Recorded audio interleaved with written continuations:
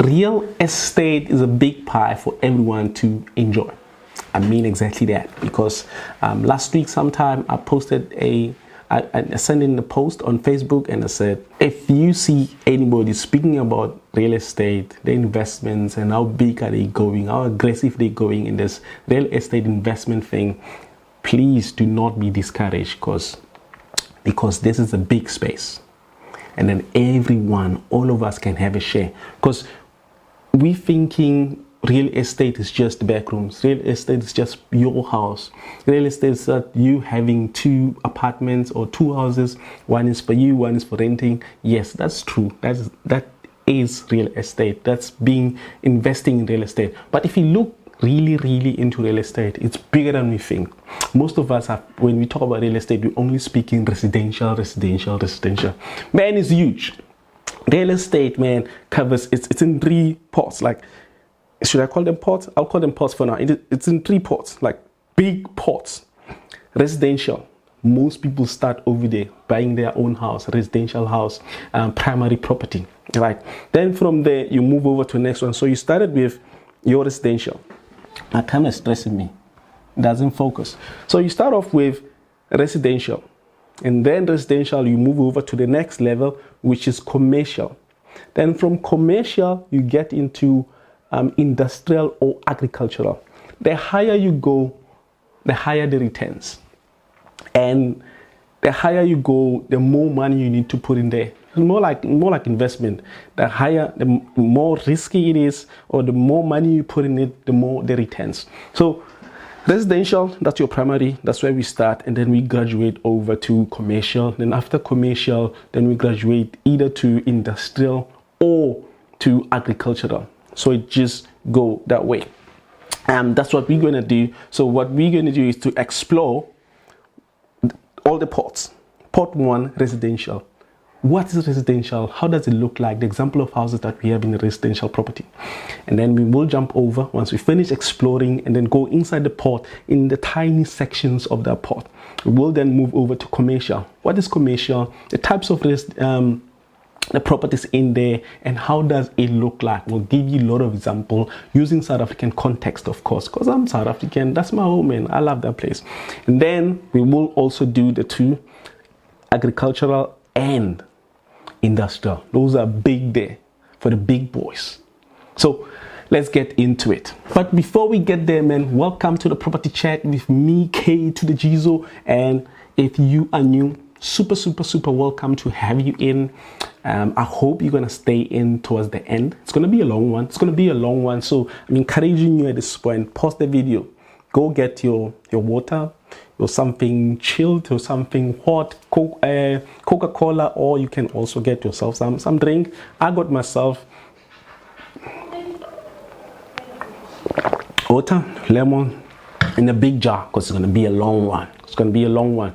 And if at any point you enjoyed this video, please do not be shy to hit on the like button, to hit on the subscribe button. Join the community, man. Join the community, and let's grow this community from 1.2 to 5,000 to 10,000. And for those of you who are coming back every day, every month, you're coming in, you're hitting the like, you leave a message, you share this video with people that you think it will be beneficial to them. Man, you don't know what that means. That means a lot to me, because once you share, a lot of people get to see the video, and that's how this community grows. So let's jump into details.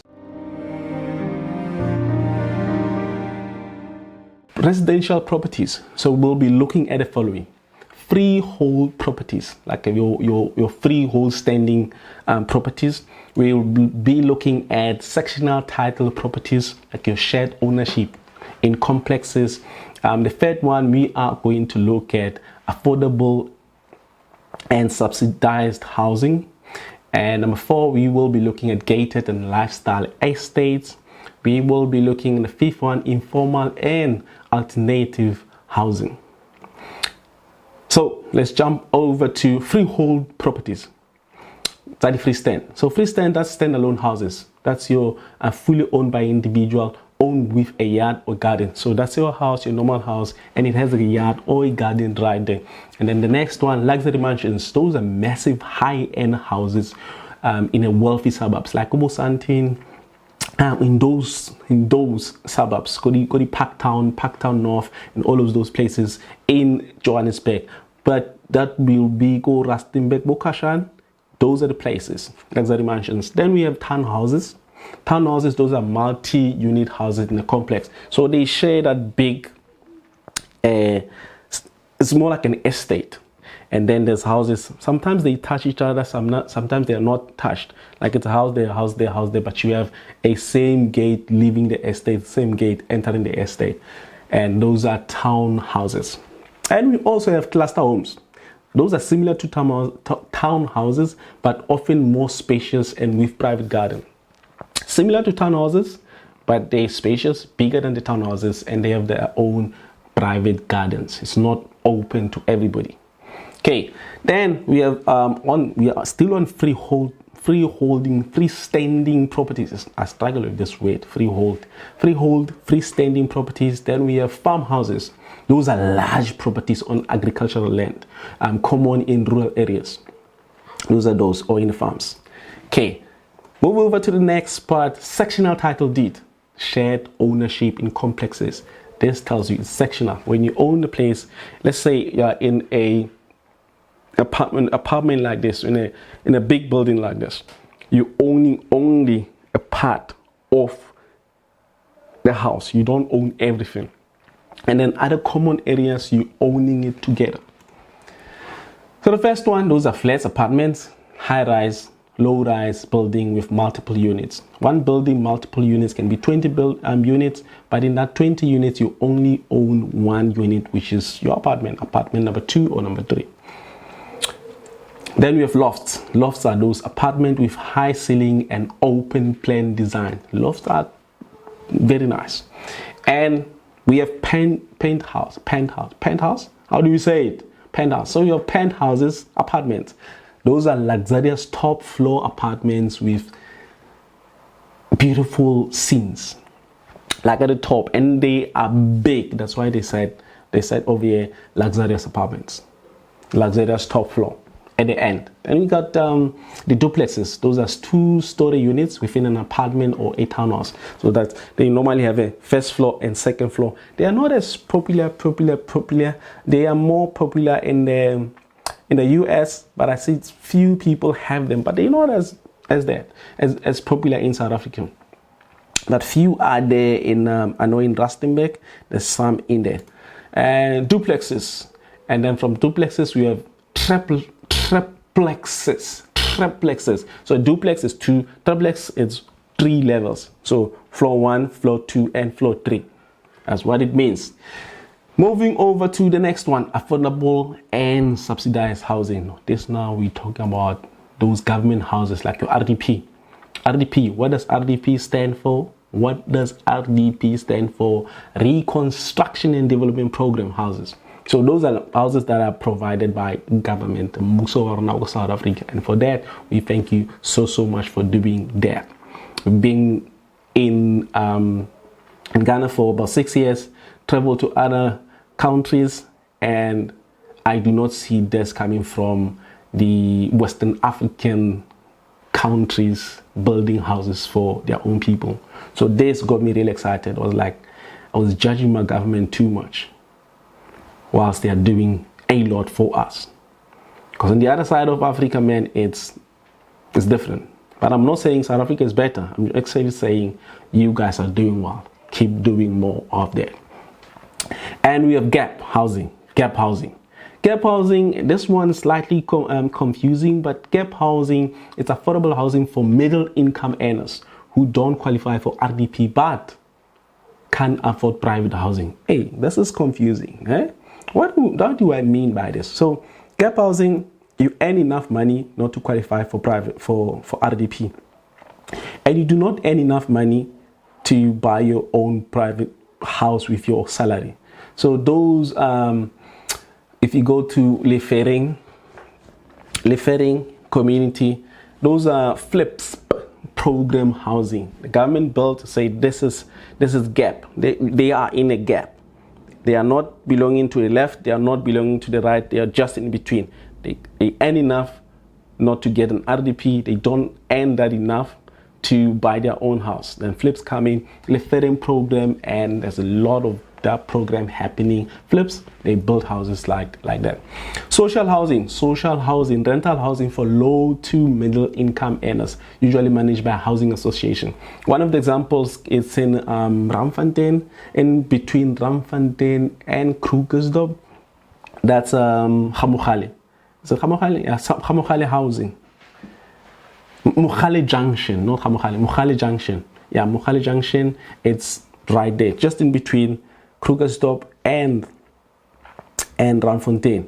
When you drive, before you pass Boys Town, you will see it's a massive space. Backrooms and backyard dwellings, this I speak about it a lot, too much, because I love it, because I enjoy it. So those are small rental units built behind a main house, common in a township. The game has changed. This is not it anymore. So backrooms, they are not as built at the back of the house, but backrooms now are in the front. Backrooms are occupying the entire land, the entire yard. So it's not as tiny as we used to know them. They have evolved to be bigger than we knew them. Right, moving right along to the next part, we have gated and lifestyle estate. Gated lifestyle estates mean those are golf estates, right? Gated communities built around golf clubs or golf courses. Example, we have Stain City, we have Gold Club in Rodiport, we have Gold Club in Sun City, and a lot of places in the country. So those are golf estates. Then we have eco estates, eco prop estates. So those are properties focused on sustainability and nature, e.g. the houses that they build around Waterfall Estate, and the other one is Monaghan Farm. They build around sustainability and nature. Some of them, some they are on farms, some are on game reserves. So the next one, we have security estate. It tells you exactly from the name. Those are high security residential communities. Security is tight. It's very tight. And examples will be Blue Valley Golf Estate in South Africa. You don't know, Google this place and check them out. Check their pictures and see how they are. We also have retirement villages. What is it? The Granny Flat, and then we have one around Bramfley by Ibiza Golden Harvest. So those are homes designed for elderly residents with medical or social facilities. We have few again in Randfontein. There's a lot across. I'm talking about the ones that I have. So if you're from the place that I'm from, you know exactly what I'm talking about. So I'm trying to give as many examples as I can so you can have an idea of what exactly I am talking about. Informal and alternative housing. So informal tells you have informal settlement, shacks, mikuk. These are planned housing in urban or peri-urban areas. So this is more popular around your cities. For instance, I was born in an informal settlement called Orientals. Orientals is just between Magaliesberg and Krugersdorp. You pass Taranton. I used to call it Taranton. There's a lot of informal settlement there. Then you drive down to Orientals, another informal settlement.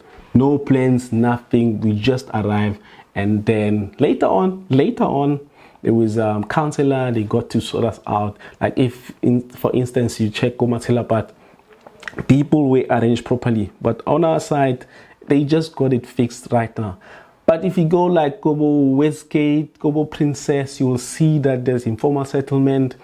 You go over to Kagiso at extension 2 and 3, Ritvalley, just there, informal settlement as well is huge in South Africa. Informal settlement is big, it's massive, it's very big. Okay, container homes. Houses built from shipping containers gaining popularity as an alternative housing solution. They are gaining popularity, but not as big as they should be. I think we just underrating them. Then we have converted buildings. So those are old office blocks or warehouses turned into residential apartment, and this is very common in the cities. It was an office block, it was a warehouse, it's not working, it's not doing what it's supposed to be doing, and it's in the city and we need houses for more people to come live in, and they convert it to be a residential apartment and does not serve as an office block or warehouse anymore. That's the first part, residential properties. We looked at 5 parts, right? Then now we're moving over to commercial.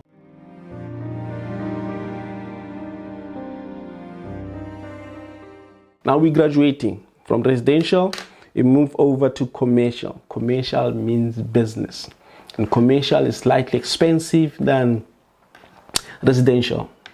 And then agricultural and industrial is more expensive than the two of them, because now you're going up the ladder.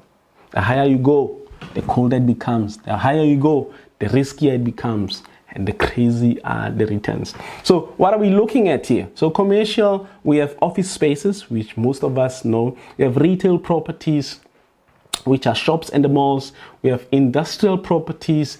When we have number 4, hospitality and leisure properties. And my camera is stressing me, man. It doesn't focus and my face becomes blurry. Okay, number 5, we have mixed use developments. Number 6, special use and institutional properties. Lastly, we have transport and logistics properties. Okay, let's dive into the details, into the tiny pockets of these pods. Yeah, commercial properties.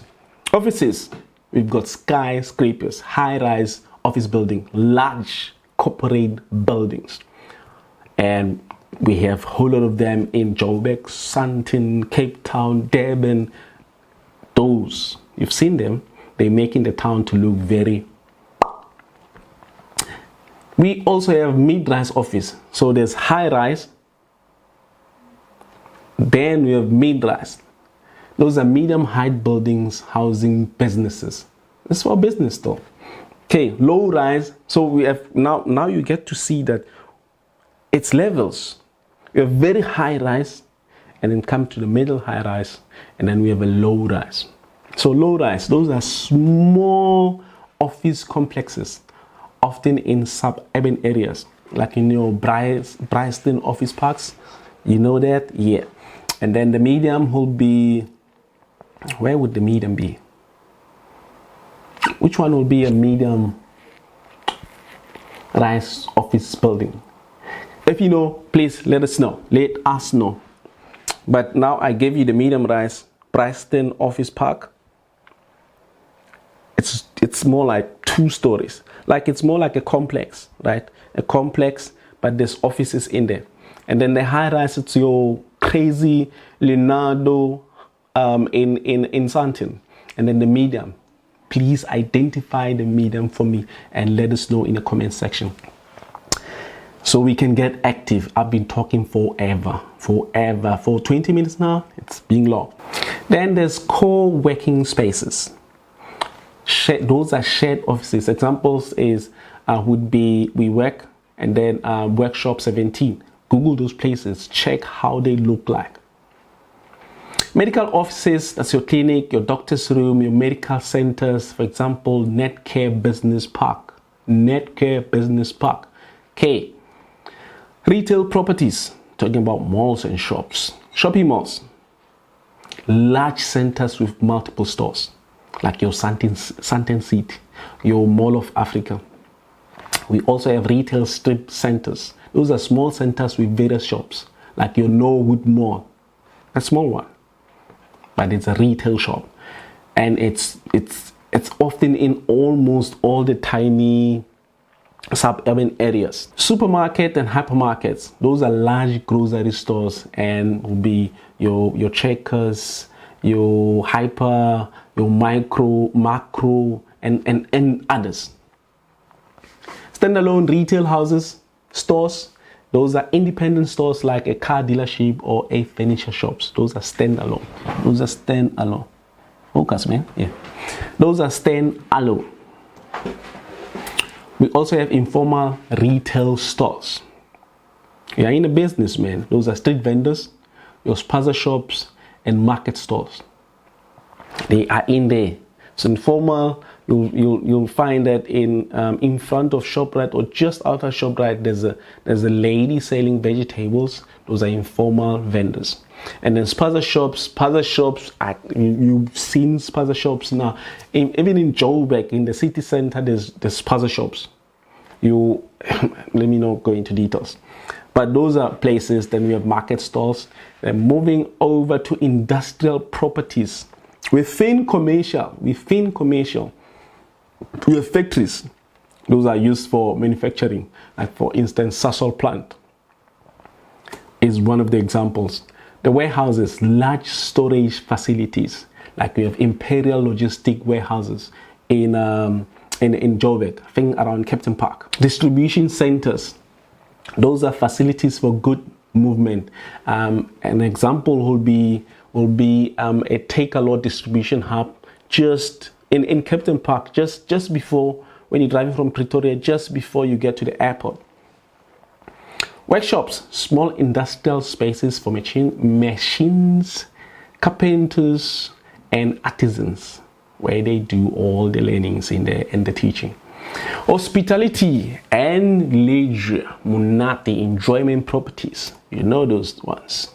Hotels ranging from budget to luxury, from Saxon to Sun City Resort, Go Northwest, and others across. Please, if you guys give me examples, a lot of examples from the province that you are in, will make a perfect sense. Because some places I'm trying to speak about places that I've been, places that I know. Some I haven't been, and if you know, like there's a place similar to Sun City in your province, please let us know in the comment section. Put in there. Let's have this masterclass together, man. Let's explore. These are all the sectors that you can invest in. That you can invest in as a real estate property investor. Once you graduate from residential, you realize, let me grow up to commercial. Commercial, which part? This to give you options on where you can invest. We also have lodges and guest houses, common in tourist areas, like for instance, Kruger National Park, we have a lot of them. In Rustenburg, Sun City, we have a whole lot of them. Magaliesburg, there's a lot of lodges, there's a lot of guest houses, because it's a tourist area. And others, mention your own in your city as well. Restaurants and cafes, standalone or in a shopping centers. Bars and nightclub, entertainment. Remember we said hospitality and leisure property. Bars and nightclubs, entertainment focused venues. The space is wide, it's big, it's crazy. And resorts and game lodges, large tourism properties. For example, your Sabi Sands, your Pinda Game Reserve. Those will be examples. Then we go over to mixed use development. Mixed use developments, we have the following: live, work, play, developments. It's already telling you all of it. It's mixed use development. So you live there, you work there, you play right there. That's quite awesome. That's quite awesome. Just think about it. And I just wake up, the office is in the corner. There's food area, there's restaurants, there's entertainment. Like there's everything for me in one place. For some people like me, it will be exciting. But after a long time, I need to drive somewhere. But imagine that you don't stuck in traffic. Imagine that you don't have to rush anywhere. If you start working at 8, you wake up at 7:30. That would be the life. That would be the life. I guess my son would love that. And then those places are combined offices, retail, and apartments, like your Melrose Arch, your Mainland Main. Those will be your examples. Converted buildings, old office blocks converted into mixed-use properties. For instance, the one that is trending, everybody they go in there, and then at the back, there's that that line hanging the name Mabone. Like this example is the perfect example of converted buildings will be Mabone Precinct. Mabone Precinct is a quite beautiful story. I read their story, how the guys bought the building and then converted to what it is now. Quite exciting story. If you have not, go read it. You will be inspired on how young people, they decided to bring life back to the city. Because hey, Josie city center was dead. Dead like dead. Then we have special use and institutional properties. Those are hospitals and clinics, large medical facilities. You will have life, healthcare, your medical clinic, and the rest. Schools and universities, educational campuses like Gobo Vids, Gobo Kuro schools. That will be your perfect examples. Like in every town planning, there will be a plan for a school. So if you want to invest in that, you can buy a land, build, and then rent the school out to Kuro or to Sparks or to KG Academy, Freshman Academy. I don't know, man, there's a lot. And there's also government buildings, offices for public services. For instance, Parliament in Cape Town, those are for government buildings. Can you invest? That land is owned by the government. But if you look at a whole lot of offices that the governments are renting, they belong to private people. They rent it out for government use. They rent it out for government use. Then, you know, like for instance, go Department of Education, go Krugersdorp. That office is rented out by an individual. Same applies to Ramfontein. It's rented out by individual. Think I lie? Go get information and come and tell me that KG is lying. And if I did, I will tell you, I will apologize. Okay, churches and religious centers, large worship areas, build a huge warehouse, then people come and they rent it out from you. That would be awesome. That would be awesome. Sports stadiums, events venues like your F&B Stadium, Loftus Festival, those are real estate spaces. It's not just stadium entertainment and for fun. Those are special use and institutional properties. Moving over to transport and logistics properties. Transport and logistics properties. I'm going to declare right here, right now, this is one of the property spaces that I really love. So I'm still getting myself together, still learning. Once I'm up on my feet, and I will take the big chance. So first, it's truck stops and logistic hubs, and they often located in highways or along the highways. And for instance, one of the examples, the perfect example, will be engine truck shops or your Shell truck stops or truck shops. These are places where when the drivers are tired, they drive, they park their trucks, they refill if they need to refill, they rest, and they shower. Once they're ready the next day, very refreshed, they continue on their journey. And another, whatever long, they get another one and they rest as well. We have the same thing in Groblersdal Bridge, just after you cross South Africa, just on the Limpopo side, Groblersdal Bridge, and you go to Botswana side. So just the first stop is a truck stop. One time my wife and I, we decided to hitchhike from Botswana to Joburg, Soweto, and we had a lift, and then the guy explained to us. I was like excited. I was excited of the idea that they stop, they can take a shower, they can rest, there's food, there's everything in there. I was like, maybe one of the days there's something that I can look into, and I've declared this is one of the things that I really like. Second one, airports, international and regional airports. Example, your OR Tambo and Kinshasa. Those are properties that one can invest, but they are owned by the government. South African one is run and managed by, I think, SOC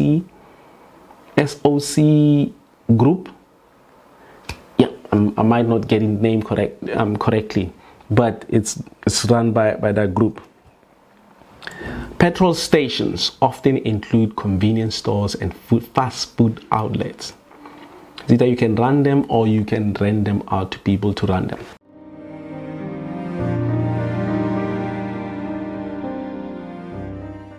Then we're moving over to another part. This is the third part, industrial properties. What are we going to look at? We'll be looking at 1, manufacturing facilities. 2, warehouse and storage facilities. Remember, we spoke about them when we spoke about commercial, but it was slightly different. And then we're speaking about them in another section as well, in a different part. They're more like they link. Because even in the warehouses, we can have tiny warehouses at residential, warehouses as commercial, warehouses at industrial. The size is different. 3, distribution and logistics centers, specialized industrial facilities. 5, workshops and small industrial units. 6, mining and resource processing plants. And 7, industrial parks and zoned areas. Lastly, energy and renewable industries. Let's go into the details, man. Manufacturing facilities. What are we looking at? So we have heavy manufacturing plants, and those are large-scale factories for steel, the cars, automotive. English is stressing sometimes, and chemical production. A steel plant. We have a steel plant in Weststop, just in Magaliesberg. And then we have a Toyota factory in Durban. We have a VW factory in Port Elizabeth.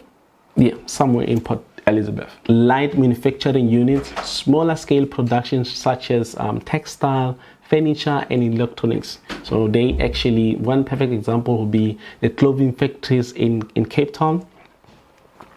Food processing plants, facilities for food and beverage production, like your Tiger brand factories go Randfontein and other parts of the country.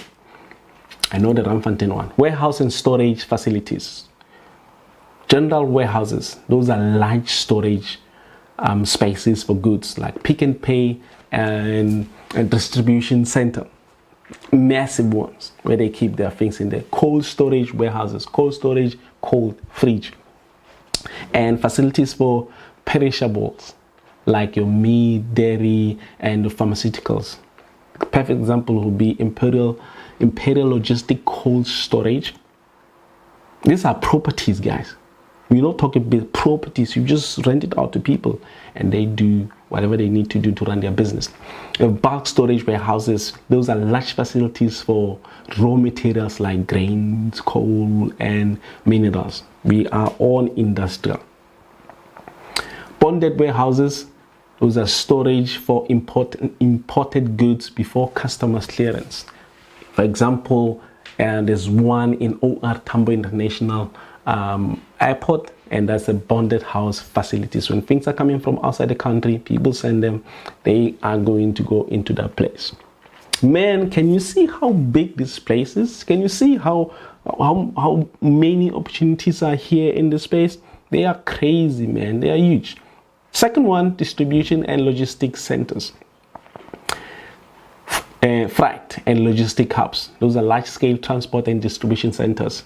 For instance, I spoke about Takealot distribution hub in Captain Park. That's one of them. Courier and parcel distribution centers. Those are sorting, delivery hubs for online shopping and postal services. That will be your DHL. My camera is not focusing again. That will be your DHL. That will be your FedEx. That will be your Postnet, where they put in parcels and they distribute them across the world. Truck stops and freight depots. I spoke about truck stops on the previous one, commercial. And those are rest areas and fueling stations for long haul truck. For example, Engine Garage, Shell, and other ones that we know, like the smaller ones. Specialized industrial facilities, we're looking at oil refineries, facilities processing crude oil, like your Sasol, Secunda plant, your engine refinery, chemical plants, factories producing industrial chemicals, and those are Omnia chemical plant, textile and garment factories. Now we're speaking about factories, we're on the industrial part. Facilities for clothing production, PEP clothing factory in Durban. That would be the perfect example. Printing and packaging facilities, those are large-scale printing and packaging plants. One of the perfect example will be Nampack packaging plant. Workshops and small industrial units, your automotive workshop, mechanic workshops, panel beaters, and spray painting shops. Metal fabrication and welding workshops. That'll be a small business specializing in steel and ironwork.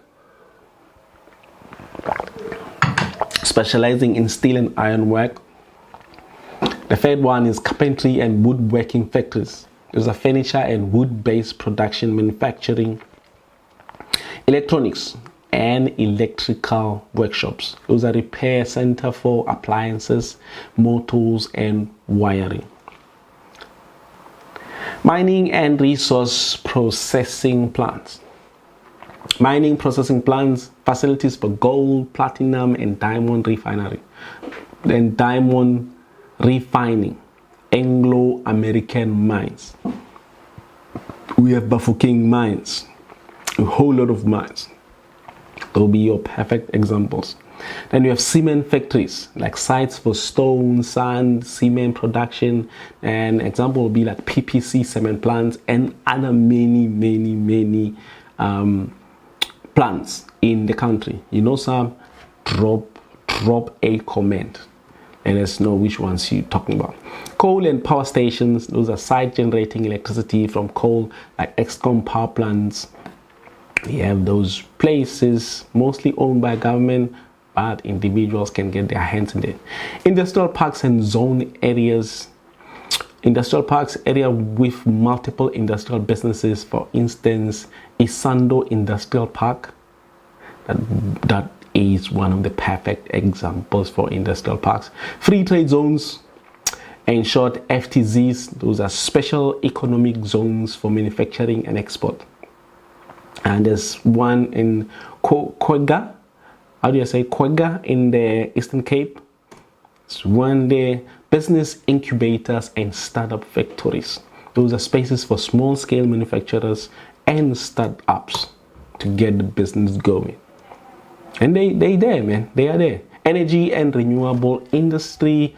We have solar panel production plants, factories producing renewable energy components, wind turbine assembly plants, facilities making wind energy equipment. You got a lot of them in the Karoo, in the Northern Cape. Biofuel production plants, factories processing organic fuel sources. I know at this point you're like, KG, these things, are they still in property? They are still in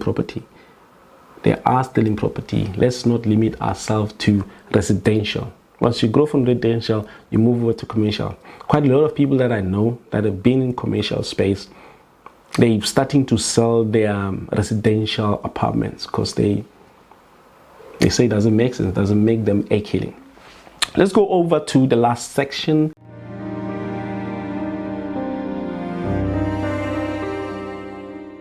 And last section will be types of agricultural properties, and we're going to look at types of agricultural properties in South Africa. 1, we're looking at crop farms. 2, livestock farms. 3, mixed use farms. 4, forestry and timber farms. 5, aquaculture and fisheries. 6, organic and niche farms. 7, rural and subsistence farms. Quite a lot of us know this, right? Especially most of us who are coming from the villages. We know this, right? Yep. 8, large-scale agricultural estates. Let's jump into the details. We start off with crop farms. Crop farms, those are grain farms. They are large scales. Either they produce wheat, maize, barley production, whole lot of those. Perfect example would be the Free State maize farms, massive lands. Liko Northwest, massive lands where they producing a lot of maize. Fruit orchards, apple, banana, citrus, avocado. Where do we find those? Which province? Of course, man. Kiko Limpopo farms. Vegetable farms, cabbage, carrots, tomatoes, and potatoes. We have some in Mpumalanga, vegetable farms. Then we have others in Limpopo as well. Wine estates and vineyards. Those are growing grapes for winemaking. Where do you find those? In South Africa. You guessed right, man. You guessed right. Stellenbosch, Franshoek farms. That's down in the Cape, man. Sugarcane farms, large estate for sugar production. Where do we find that? In South Africa. KZN, your Tongaat. Remember Tongaat? Yeah. Tobacco farms, used for growing tobacco leaves. Where do we find that? In SA. Limpopo. Tobacco farms. Tea and coffee plantations. Get them in the Eastern Cape, in the KZN. Livestock farms.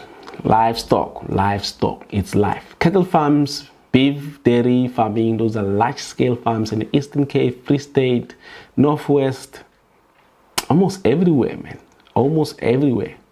Sheep farms, primarily for wool and mutton, and the Karoo. If you want a nice mutton, go to the Karoo. Go to the Karoo. Poultry farms, chicken, turkey, egg production. That's your rainbow chicken farms. I think rainbow, is it festive and rainbow chicken? No, they're different. Rainbow and rainbow chicken farms or festive chicken farms, they're different. But those two guys, they feeding us chicken. Feed us more, man. Pig farms, pork production and breeding facilities. Nali Spring Farm. What's the formal name for Spring Farm? That's Spring Farm. It's an old name. I've forgotten. Spring Farm. My cousin works there. Goat farms, meat and dairy goats, common in the Eastern Cape. Game farms, properties for wildlife breeding, hunting, and conservation.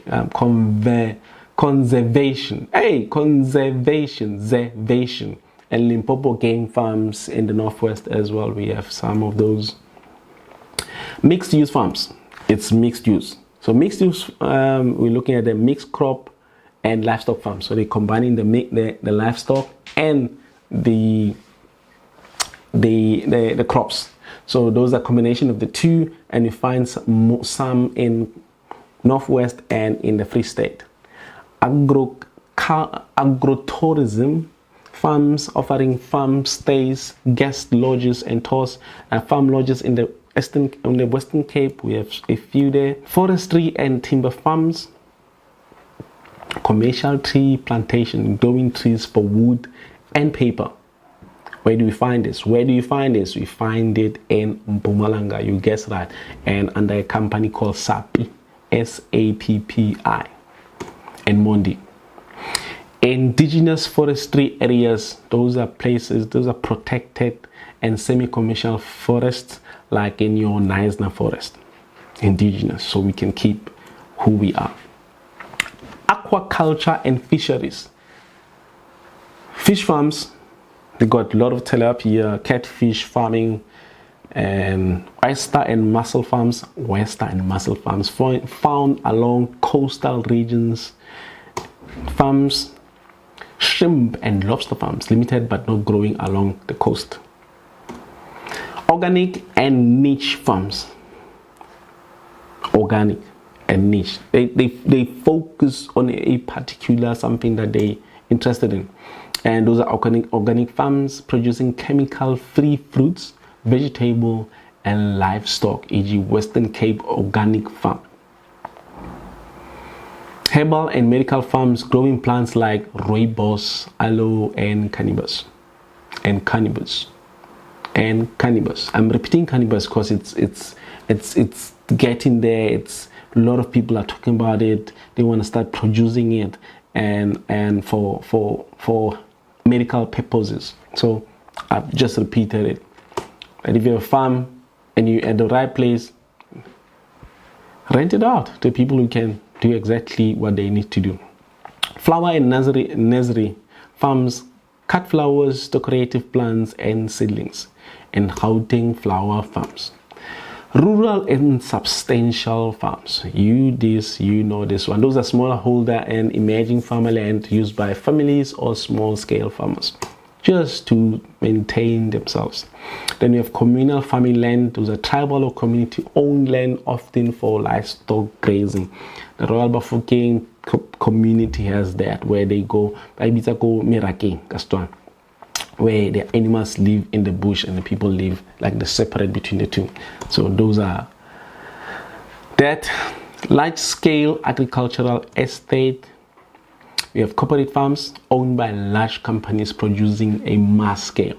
Like one of those will be your ZZ2, and ZZ2 tomato company is a tomato company in Limpopo province, providing tomatoes almost to the entire South Africa, and I think even beyond South Africa. We also have agri-villages. Those are communities centered around farming.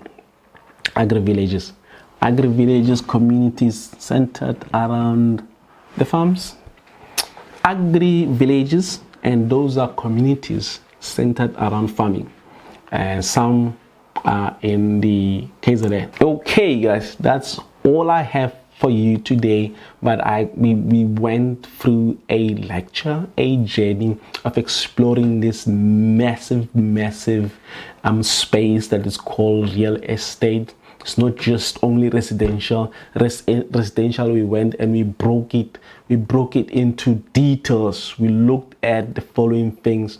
Residential, we looked at freehold properties, sectional title properties, affordable, gated and lifestyle estates. We look at informal alternative housing, and then under commercial we looked at offices, retail properties, industrial properties, hospitality and leisure properties, mixed use and development, substantial use and institutional properties, transport and logistics. Then we went over to industrial. We looked at manufacturing facilities, warehouses and storage facilities, distribution and logistics centers, specialized industrial facilities, workshop and small industrial units, mining and resource processing plants, industrial parks and zone areas, energy and renewable industry. Lastly, we looked at agriculture.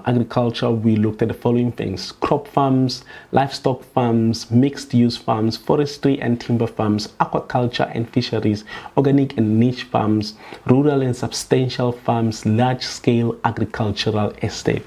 So that's how big this place is. So if you want to only stick on residential, and residential you want to occupy a piece of backrooms, that's okay. But if you want to grow, you can grow from apartments, you can grow from backroom, and then graduate over to the commercial. A lot of people that I know that have started from residential and they moved over to commercial side, they have started selling some of the apartments in the residential. And once they move from there, they move over to industrial. So it's more of graduation. You start as a toddler in a residential space, in whatever niche, in whatever that you want, and then you grow over. But for some people, this is a huge space. I've mentioned quite a lot of things. I've mentioned how big is it. You can just say, you know what, I want to focus on this part only. For instance, what I do as KG and with my company Freshman Backrooms, we're focusing on the backrooms in the township. We're putting more money in the backrooms. We're investing in the backroom, proper backrooms. And I see quite a lot of backrooms, they taking shape, particularly in the places around the universities. People are going base mode, building backroom for students as residential properties, as a accommodation for the students. It's no longer the old version of the backrooms where it's just a tiny 3x3 backroom with nothing inside, just your space to sleep. It's not like that. It's more like the B&B apartments, and that gets me excited because we're gonna see that happening for a long term. How long will that be for? We just don't know. We just pray that it continues like that, and then a whole lot of things that are coming in and trying to disturb the space, like your security protections.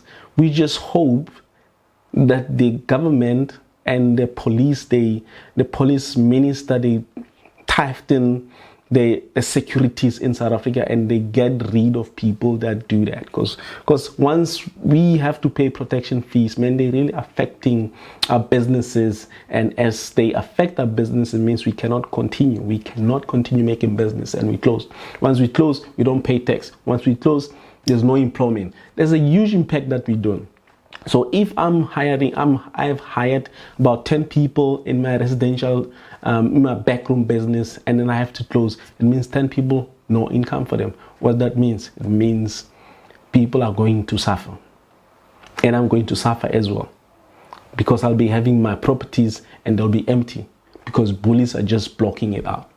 So we ask the government, we ask the police minister, if you have to deploy the army, do exactly that. Let them go out there and do away with it. So we just went through that. We explored. If you enjoyed this video, please let me know what part stood out, or which section you're going to start investing in, or which ones we are not sure that they were part of the real estate, but now you're like, I've learned in this 40-minute lecture with KG.